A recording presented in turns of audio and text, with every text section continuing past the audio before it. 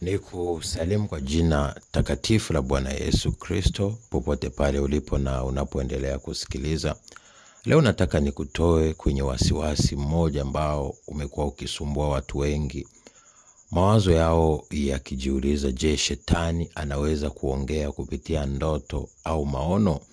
Je, shetani anaweza kuongea kupitia ndoto au maono?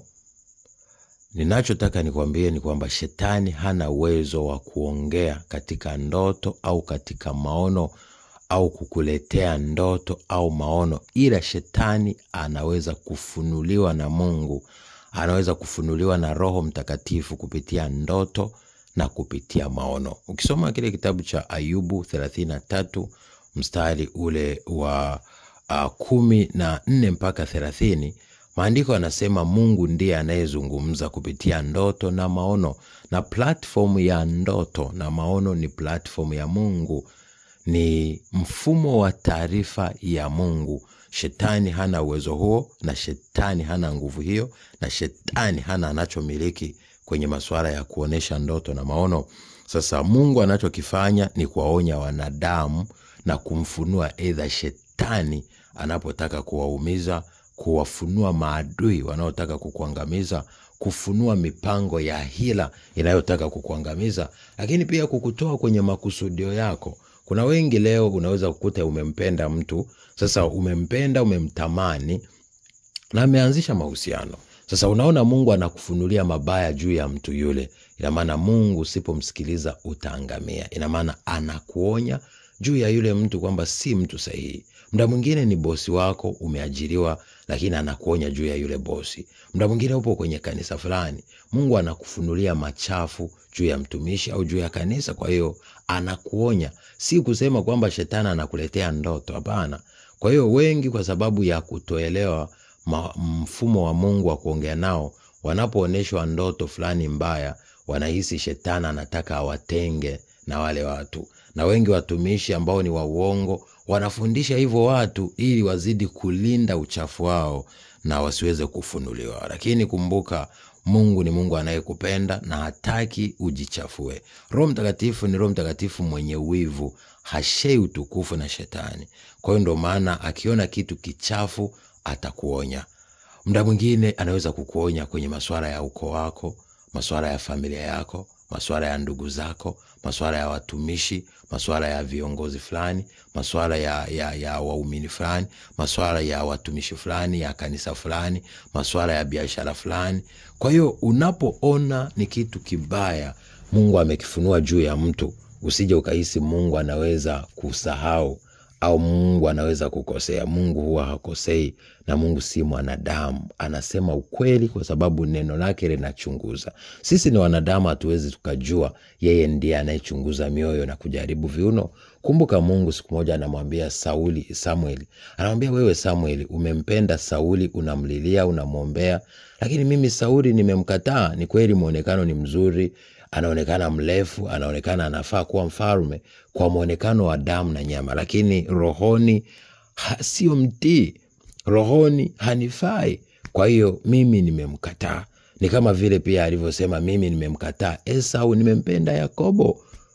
Sasa pia maandiko yanasema mimi nimempenda Daudi kwa sababu huyo atafanya mapenzi yangu. Hata kama ndugu zake wote wanaonekana ni bora, wana nguvu, wana uzoefu wa kukaa ikulu, wanafanya kazi kwenye jeshi, wanakaa kwa Sauli, lakini mimi hao wote si wakubali. Daudi ambaye anakaa porini, ambaye ni mchungaji, anaonekana ni mtu mdogo, dhaifu, mwenye sura nyekundu, huyo ndo nimemchagua. Kwa hiyo kwenye maisha usije ukaweka notion hiyo.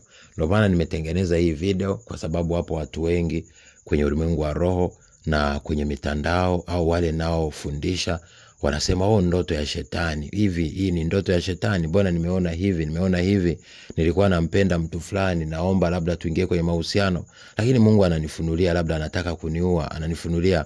Au nilikuwa kanisa fulani, Bwana Mungu ananifunulia kuna damu, ananifunulia mtumishi anataka kunizina, anataka kuniua, anataka kunichoma, hii 1 2 3. Naona mtumishi yuko uchi, naona anamwaga mavi madhabahu, naona hichi. Je, ina maana ni shetani ananionya au ni shetani ananishambulia, anataka anitenge na kanisa hilo. Si kusema ni shetani anataka kutenga na kanisa au mtumishi au mtu fulani, hapana. Ni Mungu mwenyewe, Roho Mtakatifu mwenyewe anataka akutenge na wale watu, maana wale watu si wema, si wazuri, si sahihi, na mahali hapo ulipo si sahihi. Kwa hiyo anachokifanya Mungu ni kukuonesha machafu ya pale, kwa sababu shetani hawezi akajifitini mwenyewe. Ndio maana siku moja Yesu mwenyewe aliwaambia wale watu wa Mafarisayo, akasema kwamba hivi, mjiulize, kama shetani akimtoa shetani au akimfunua shetani, si ufalme wake utafika mwisho?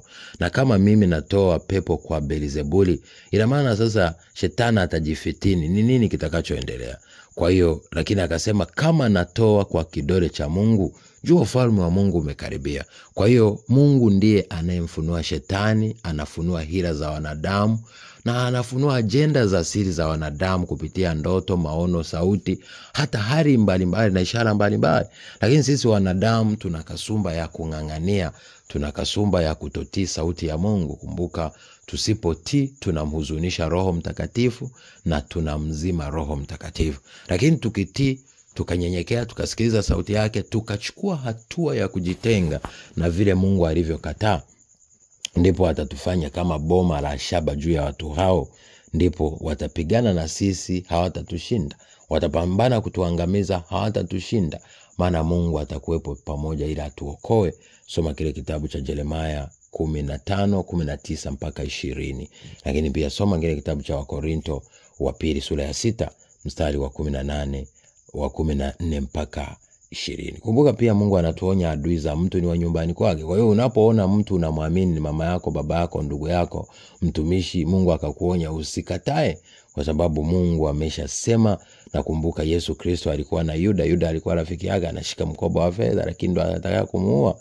Kumbuka kwa Kaini na Abili, Kaini anampeleka Abili sehemu kama wanaenda kwenye urafiki na upendo, lakini kumbe anaenda kumwangamiza. Kumbuka kwa Samson na Delila, wanaenda na mbembeleza, unipendi, lakini kumbe Delila ana hila moyoni. Kwa hiyo maandiko yanasema kuna hila nyingi moyoni mwa mwanadamu.